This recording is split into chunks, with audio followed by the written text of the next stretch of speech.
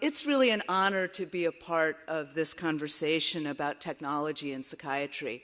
I'm not a data scientist and I'm not a technologist, but I did have the opportunity to work alongside of technologists, data scientists, and also community-based hackers when I was in Washington at the Council on Women and Girls. And as I've been thinking about the conversation we've had both today and yesterday, there are a couple of thoughts that have kind of floated to the surface that I wanted to share with you as we think about the policy ecosystem in which technology and psychiatry is taking shape. On the one hand, I think we'd all have to agree that the ubiquity of smartphones, especially because they have penetrated all socioeconomic cohorts, really does represent an inflection point. And the apps that we've heard about that collect both passive and active data really do allow us to understand quite a lot about individual lives. And in the aggregate, that data also makes it possible for us to make good bets, that is, those moonshots, about where we can and should concentrate our efforts, including in ways that will be cost-effective and confer value. But on the other hand, it strikes me that the patients that we've been talking about yesterday in particular have been somewhat discordantly anonymous. The sheer scale of big data and the millions, trillions of data points that we've been discussing have in certain ways occluded gendered and racialized experience and the impact of that experience on how people take their health care and how that health care has an impact. Several of our speakers yesterday noted that progress in this new field and in the new business propositions that are being discussed will depend on our having access to more heterogeneous samples and our ability to capture meaningful data about and across diverse communities. Now, much of my own scholarly and policy work has been focused on this intersectional framework, especially how access to care is mediated by race, gender, sexual orientation, and other demographic variables. And to understand how race and gender affect clinical care requires us to collect the right data, not just data on women and underrepresented minorities, but also data, for example, that identifies underrepresented minority women. So consider the suicide rate among children. For some time, it's been fairly stable from 1993 to 1997, and again from 2008 to 2012. But during that same period, the suicide rate significantly increased among Black children.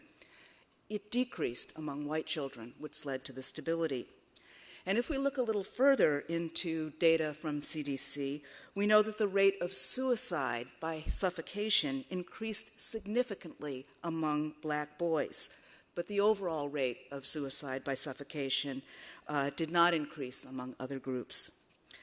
So in some forums, I can say that one of the least sexy things I worked on in the Obama White House was disaggregated data initiatives, but I know that you all will appreciate how critically important they actually are.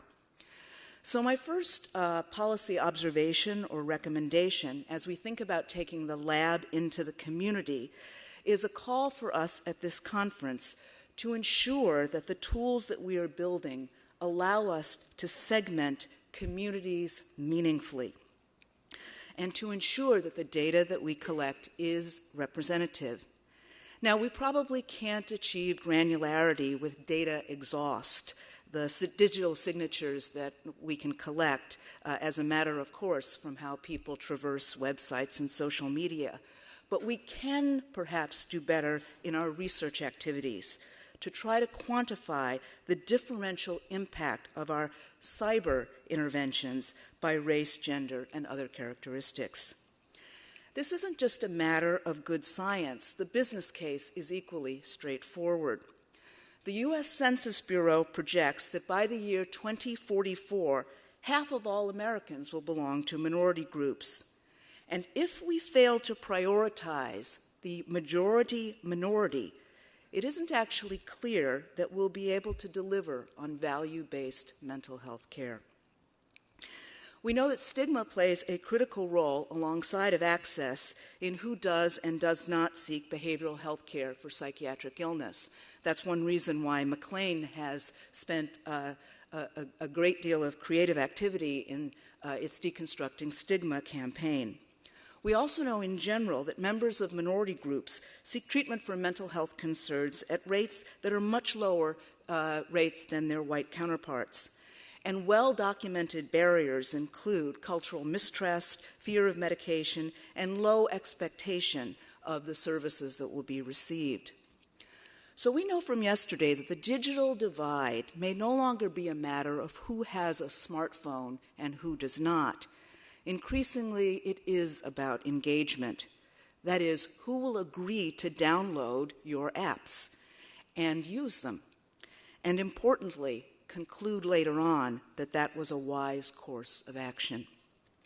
Arguably, the most vulnerable among us are at the greatest risk to lose, for example, when health data is commodified, especially should access to insurance be limited, again, by knowledge of pre-existing conditions. Still, there's reason for optimism. There's evidence of a growing acceptance of the importance of mental health among students in general, but particularly students of color. And over the last several years, as protests have roiled American college campuses, many student petitions have included requests for more mental health services.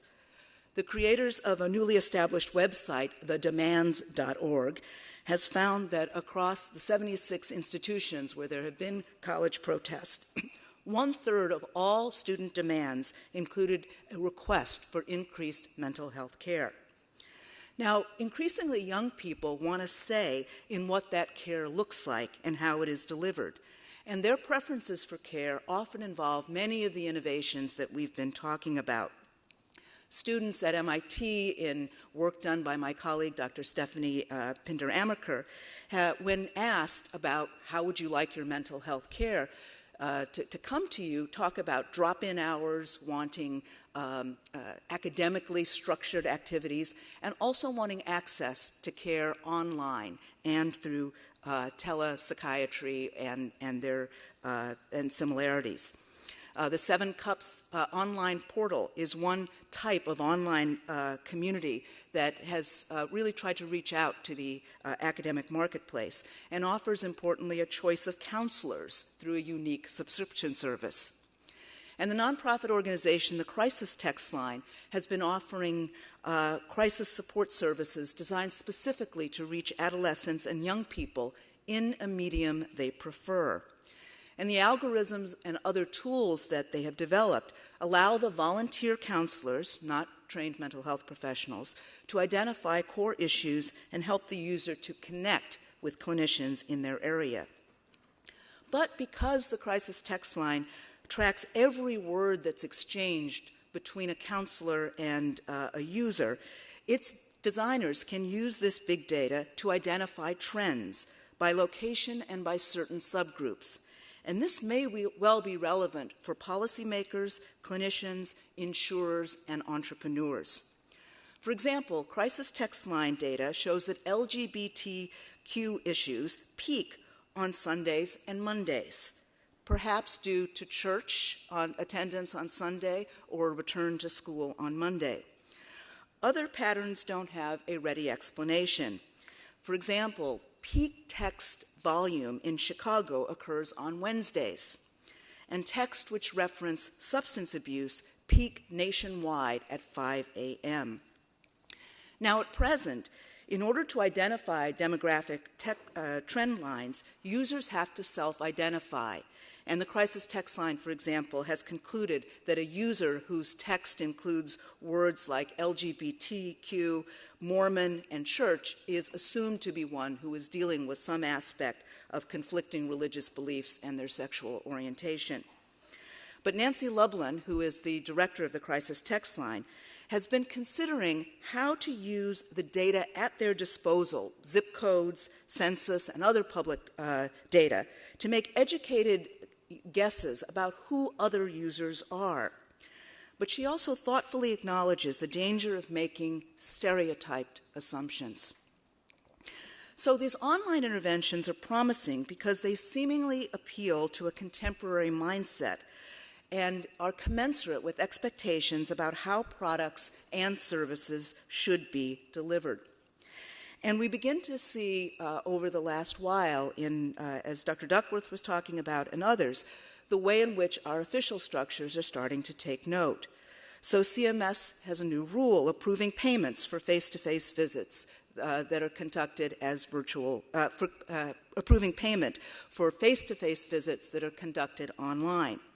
But it's worth noting that these virtual visits appear to be most accepted by clinicians when disparities exist with respect to access to care, for example, in rural areas, or with respect to particular populations, a dearth of child psychiatrists, and several of the telepsychiatry initiatives are focused specifically on assisting pediatricians to engage with child psychiatrists located at a distance.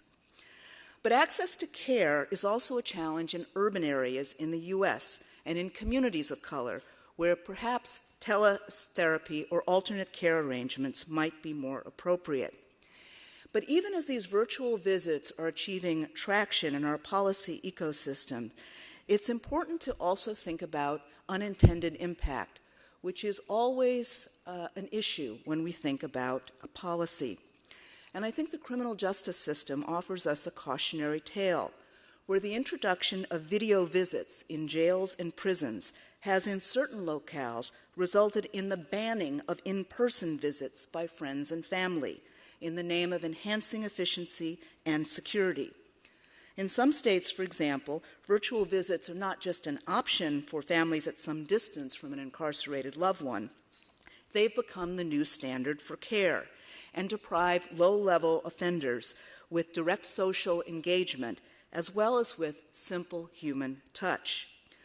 So in conclusion, as we take the lab into the community and as we integrate technology more extensively with psychiatric and psychological caregiving, our reach is magnified. But we have to do this work mindfully. And the promise of value-based psychiatric care may well rest on our ability to reach communities of color and to increase their engagement.